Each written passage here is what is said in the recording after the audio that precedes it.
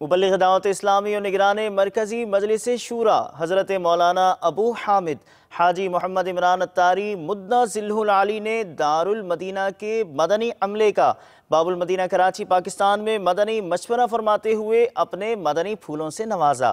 ملاحظہ کیجیے۔ کسی نے لکھا ہے کہ سرکار مدینہ راحت قلب و سینہ صلی اللہ تعالیٰ علیہ وسلم کی وہ 23 سالہ کم و بیش 23 سالہ حیات مبارکہ جو اعلان نبوت کے بعد ہے، 40ویں سال آپ نے اعلان نبوت فرمایا اور 63 سال کی عمر مبارک میں آپ نے اس دنیا سے پردہ فرما لیا۔ آخر وہ 23 سال میں وہ کون کون سے کام تھے جو اتنے بڑے انقلاب کا ذریعہ بنے؟ ان کو جب بغور دیکھا گیا تو بہت نمایاں جو چیزیں سامنے آئیں، ان میں نمایاں ترین کام یہ تھا کہ میرے آقا صلی اللہ علیہ وسلم نے اپنے صحابہ کرام کی تربیت پر بڑی توجہ دی۔ آپ حدیثوں کا مجموعہ دیکھیے یار، اور حدیثوں میں ارشادات دیکھیے، ہزارہ لاکھوں لاکھ حدیث ہمارے محدثین کو یاد تھی۔ ہر قدم قدم پر فرمان، قدم قدم پر موٹیویشن، قدم قدم پر رہنمائی، قدم قدم پر بٹھانا، جمع کرنا، ان کا ذہن بنانا، یہ تربیت وہ تربیت۔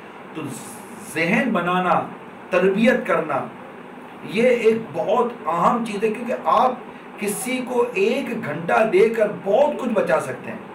تو جب آپ ایک تربیتی اجتماعات کرتے رہیں گے، اخلاقیات درست کرنے کے حوالے سے، مقصد کی طرف رہنے کے حوالے سے جب ذہن سازی ہوتی رہے گی، مقصد بیان ہوتا رہے گا، اور پھر سیدھی سی بات عرض کروں، آپ اور میری کیا مطلب کہ سمجھانا ہماری کیا اوقات، آپ ایک چیز کو پابند کیوں نہیں کر دیتے دارالمدینہ کے حوالے سے، کہ دارالمدینہ سے متعلق جو خدمت کرنے والے اسلام بہنیں نیور نیور نیور کہ ان کا مدنی مذاکرہ چھوٹے۔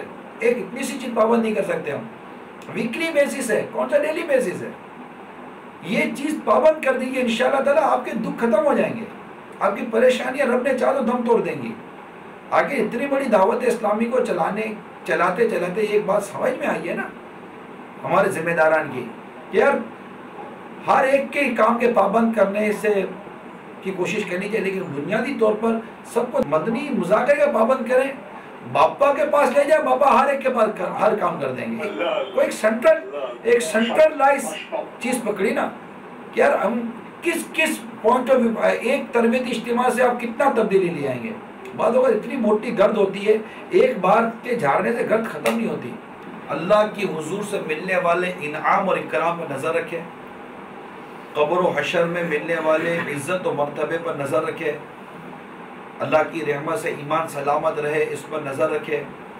سرکار مدینہ صلی اللہ تعالیٰ علیہ وسلم جس امت کے لیے گریہ و زاری فرماتے ہیں، جس امت کے لیے آپ کی بے چینی و بے قراریاں برتے ہیں، اس پر نظر رکھے۔ صحابہ کرام علیہ رضوان نے جن مقاصد کے لیے شہادتیں دی اس پر نظر رکھے۔ صحابیات نے جس مقصد کے لیے قربانیاں دی اس پر نظر رکھے، اپنے بچے قربان کیے، اپنے شوہر قربان کیے، اپنا گھر بار، اپنا شہر سب قربان کیا، اس پر نظر رکھے۔ اور اس کے بعد بزرگان دین آج تک جو کچھ اس دین اسلام کے لیے جو کرتے آ رہے ہیں اس پر نظر رکھے۔ جب ان پر نظر رکھیں گے تو ہماری حیثیت، ہماری اوقات ہے ہی کیا جو ہم کر رہے ہیں، کچھ بھی تو نہیں کر رہے۔